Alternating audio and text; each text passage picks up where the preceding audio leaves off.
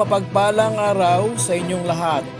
Welcome back sa ating munting channel, Cool Lolo, Cool Tips and Talks.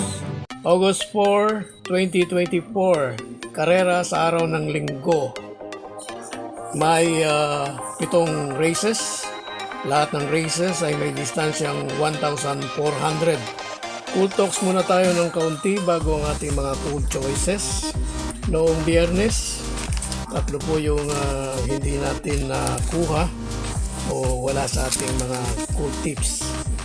4 out of 3. At nung araw naman ng Sabado ay 6 out of 1. Yung race 6 na heavyweight ang hindi natin nakuha. Sana ay natamaan naman ninyo yung mga nagsaktong forecast, lalo na noong Biyernes, yung Super Former at Enigmatic Linden, 112 pesos sa bawat 5 pisong tayapa. Congratulations sa mga nakatama.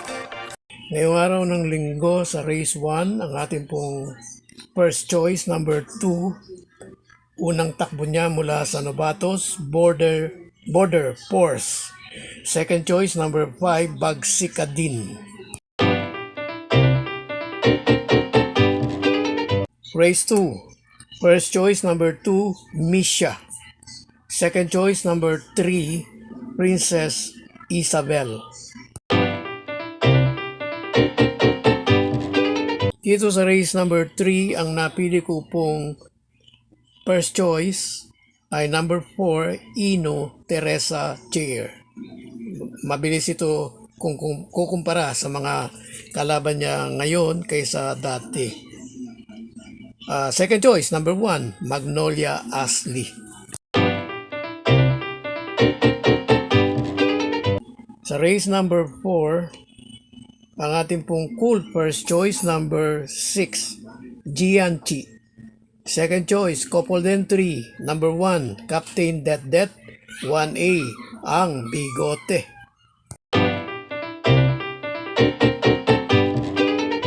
Race number 5, bumaba na ng bumaba at ito na lang po ang mga kalaban niya ngayon, pero yun na nga, hindi pa maganda ang pinapakita nito, pero dito ay lutang na o angat na ang kanyang kalidad. Kaya first choice natin, number 3, Tugatog. Second choice, number 5, Grand Jackpot. Sa race number 6, race na may pentapekta. First choice natin, number 6, Electrify. Itong kabayong ito ay silently na bumaba na rito. Dahil bakit silently? Walang tunog, di ba? Hindi siya pumapangalawa, hindi siya tumitersero. At ngayon ay narito na sa 11 to 15 split. Pero napansin ko na rin na ito'y sumusugod na, kaya lang last quarter lang. Kaya kung ito ay isasabay, magiging Electrify. Second choice, number 1, Tool of Choice. Third choice natin, number 2, Malibo Princess.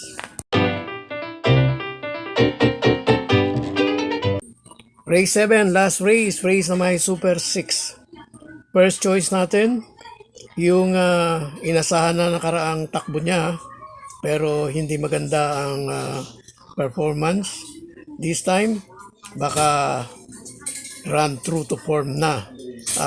Parang ang naalala ko rito ay yung Worshipful Master. Pagkatapos ng magandang at impresibong panalo sa maiden race ay hindi rin magandang sumunod na takbo. Pero ngayon, di ba, maganda na ang kanyang tinatakbo. Kaya first choice natin sa kanyang pangalawang takbo, number 12, Heart of a Champion. Second choice, number 11, Elegant Lady. Lagyan natin ang third choice, number 6, Top Tiger.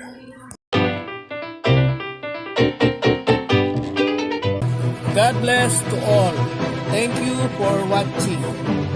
Don't forget to like, share, and subscribe.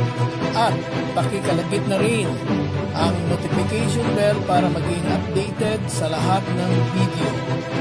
hinay-hinay lang po sa pagtaya. Sana tumama tayo.